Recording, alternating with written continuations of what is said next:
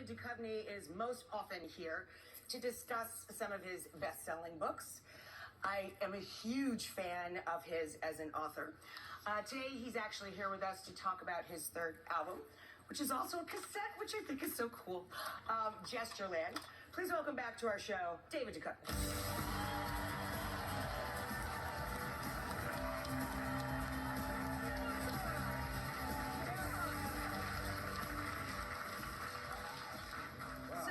They look so comfortable. Isn't it great? They're all cozy in sofas. I know. They're like one of those fancy movie theaters. I know. Does somebody come around with the stuff? With the drinks? Can we get the cocktails going? Yeah. Right? I want to be in your audience. You know, I have to tell you, I was telling them she wants you right there, right now. Yeah. I was saying, though, we were kind of rethinking it. Our second day in studio in 20 months, I looked over and, like, this sofa right here was nodding off on each other. Oh, yeah. Yeah. Put some pillows on each other. I haven't done many plays. I've only done one play in my life, and there was one performance where there was just a guy just right in my eye line, and he was doing this one, like... Johnny Eyelids. No, he had both going. And I just couldn't take my eyes off him. And I was talking louder, trying to get him up and trying to wake him up. It's mesmerizing, though, right? My husband, I've caught him doing that, and we call it Johnny Eyelids when he does his thing. Like he's a character. I know. And then I was talking about this the other day, like playing music. I'll fixate on the one person. Well, maybe there's more, but there's people that really don't seem to be having a good time.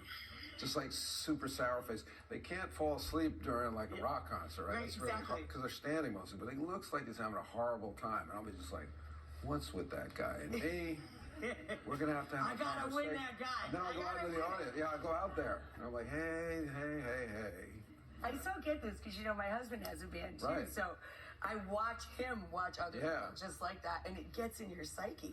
Yeah, it's like a demon out there. You're like, oh, he's been sent to torture me with that look. You hate my music. No, I'm just thinking about other things. I have another life, buddy. You know, it's like that. It's like, oh, okay, I get that now. So Gestureland, I read, tell me if this is true, that... No. I think that it's about people making gestures with each other rather than real connection. Yeah, it was like, you know, we were all locked down for a year, and we're still semi-locked down, right? So my consumption of the world, or my connection to the world, was really through a screen. Everybody's, right? And through that screen, I just saw people communicating in shorthand, you know, as we do now, because like Twitter or whatever, it seems like we communicate in images and shorthand and gestures. And I was getting really afraid of it because it just seemed like it was so easy to be misunderstood. The only gesture I make the old school smiley face emoji, colon. The really old one. That's what I do. You can even do on the flip phone. And now it gives me like the option of putting the face in there. Like when I do that, like it knows what I'm thinking. I'm like, no, thank you. I don't want it. If I'm feeling a little crazy, if I'm feeling a little nuts, I'll give it a semicolon in the back. Whoa, a winky smile, yeah. You know what it is, Rachael? My husband's a lawyer by day at Rocker, but he goes through and reads the stuff before I send it. He like screens my stuff, and I'm like, who do you think's reading my stuff? Well, you need somebody to do that. I know. I just realized. Mine's about vegetables and like what I made for dinner. It's nothing. I don't know. If you put that eggplant out there. Right? Right. Yeah. That's true. Yeah, you don't know what can happen with that.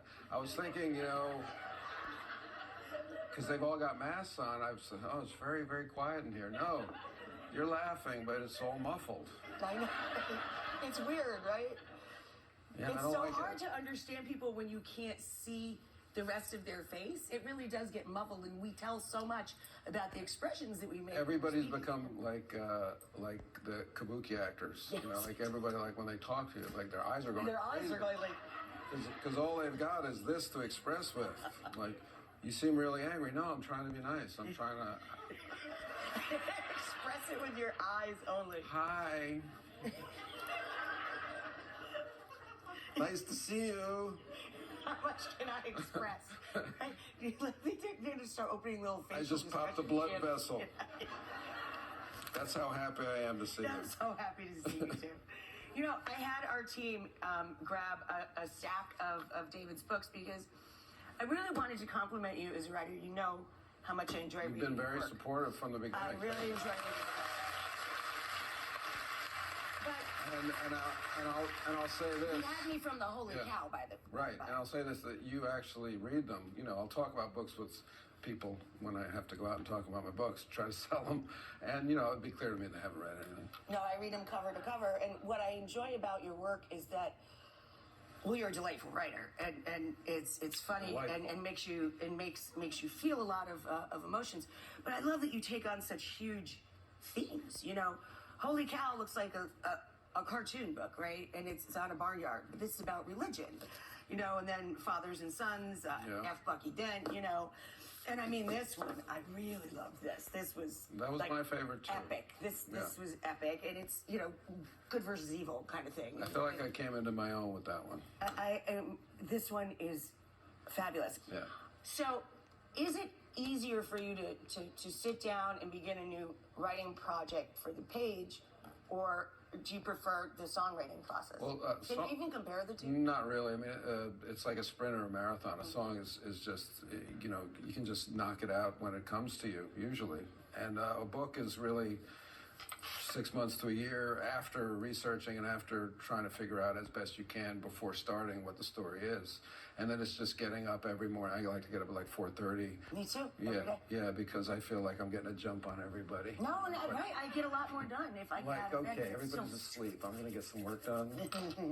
And then, but with the song, I really believe that songs are like in the air, and that you have to just like grab your guitar or whatever instrument you play and start trying to figure out that song. Do you start with the music first? No, or is there no rhyme or reason? No, I just start playing chords. I mean, I believe we could write a song right now. We would. We could all write a song right now. And I'm not saying it would be any good, but but if we tell ourselves to write a song, we'll write a song. Are you happy with Gestureland? Yeah, I'm really happy with this one. Great. Yeah, no, it's much more diverse, I think, than the others, and it's much more of a collaboration with the band. And they're younger than me, so their musical tastes are different from mine. So we really kind of, you know, it meshes. Yeah, we made the gumbo. You know? We made the gumbo.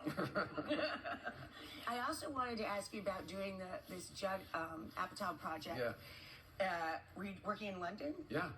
And it's called The Bubble. And it's kind of about being in a bubble. Yeah, it's a group of silly actors in a huge franchise, like an action franchise, that come together during COVID to make an action movie, and they have to go into a bubble to do it. And it's like the 9th installment of Cliff Beasts is the name of their franchise. And I know, Cliff Beasts.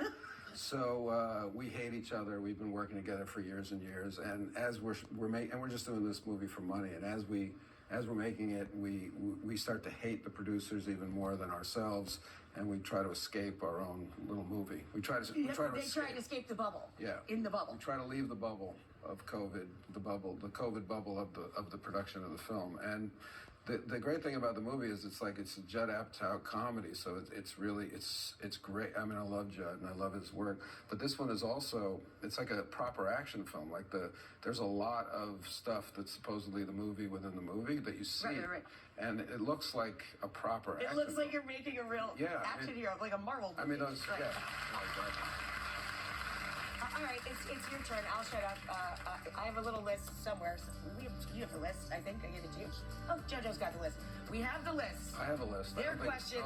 We don't know what they are. That's coming up next. More with David after this.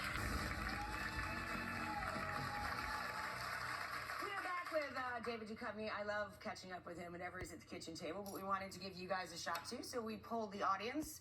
And up first is a question from Christina. I'm going to read these because everybody's wearing their pumpkin masks. Oh, right, they are pumpkin. It looks like a pumpkin. I was wondering about a pumpkin patch out here. So just because it can get a little muffled, I'm going to read these.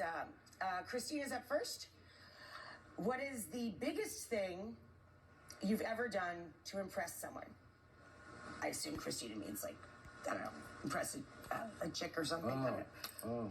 Do you do things to impress people? You don't strike me as a person that really tries to make grand gestures.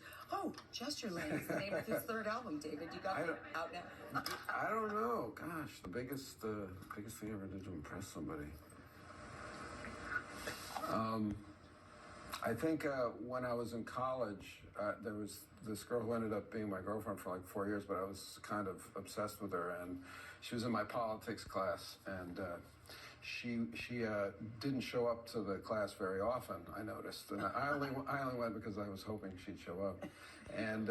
How many people go to a politics course to try and catch a girl? It's usually drama, well, no. right? Or music. Well, they say it makes strange bedfellows. That's right. So there you go. Politics class makes strange bedfellows. So for some reason, she came up to me towards the end of the semester and asked me, she says, "You look like you take good notes." Oh. I copied all my notes over so they were legible. Oh, so they would look even. That is a big. That's big and smart. She doesn't know that. She does now. Or her neighbor does. Yeah.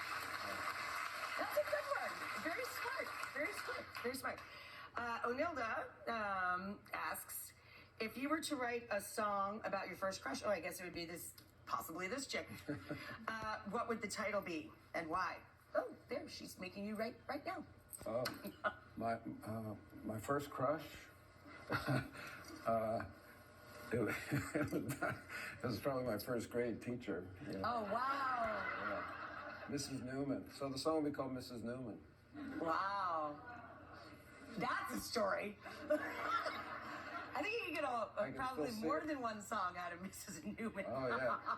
She had the beehive. It was back in the day. She had a beehive? Yeah. Wow. In my mind, anyway. I could be making that up. You have some eclectic tastes, my friend. Well, this was the Lower East Side, Mrs. Newman. Wow. Okay, one more. Ken from New York as well. These are all. Are all these people in this audience right now? They are right this minute. Raise your hand, Ken. Ken, where are you? There he is. There's Ken. I knew it was going to be you. Ken wants to know the funniest co-star you've ever worked with. Probably Gary Shandling. Oh God, I love him. I'm working right now with Jonah Hill and Julie Louis-Dreyfus, and they're pretty damn funny. They're pretty damn funny.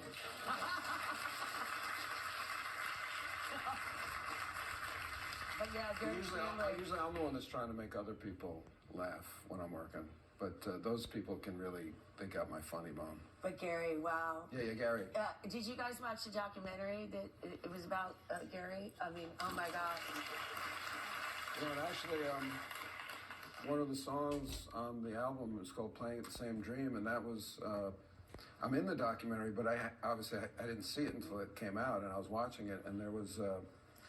Gary had bags that he lived out of, and he'd had like scraps of paper that he'd written on, just like ideas for jokes, and when you wrote everything down. Yeah, when he died, Judd had all this stuff, and he's going through all this stuff, and he filmed some of it, and you just like see it laid out there, and there was a slip of paper that said "Playing at the Same Dream," wow. And I knew Gary was a Buddhist, so I kind of could figure out what the sentiment was. I'd never heard that phrase before. And so I wrote the song "Playing at the Same Dream." It's kind of about Gary. That's and amazing. Just this idea that, we're all of us playing, at this illusion of life, at this dream we're all having at the same time. It's a collective. Yeah. A collective consciousness. Wow, that was beautiful. All right, Jessuland. They're waving me off. They're always waving me off here. Yeah. I can sit and talk to you all day, obviously. Yeah, this is fun. Don't forget to send me an album, please. I want a vinyl. Yeah, we'll get Brad to do it. This is so cool. How long has it been since you've seen a cassette, right? Yeah. That's so cool. So, David's third album, Jessuland, is out now, streaming on all platforms. You have to come back when the movie comes out. And buy 3 of them. Buy 3 of them. And this one, this book is epic. Buy and it's 4 the of them. latest. Truly like lightning. What? It came out... February. February, right? Yeah, middle of February. Yeah. Yeah. I finally have a hard copy. Oh, God. Yeah. It's available online and in stores. And again, these are all great reads. I already have several copies. I might re-gift these today. Get someone else to read them. Thank you. Thank you, David, so much. Really appreciate it.